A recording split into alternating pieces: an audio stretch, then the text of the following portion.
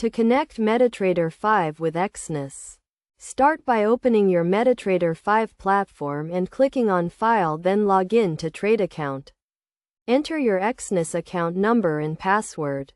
Then select the Exness server from the list of available servers. If you do not see the Exness server, you can add it manually by clicking on Add New Server.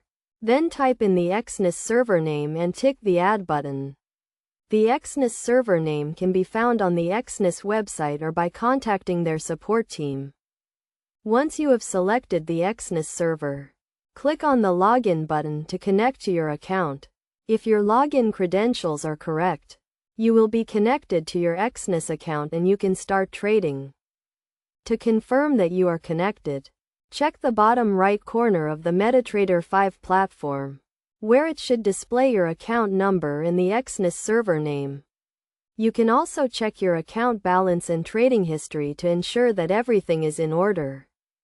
It is essential to ensure that your MetaTrader 5 platform is updated to the latest version to avoid any connectivity issues. You can check for updates by clicking on Help, then check for updates.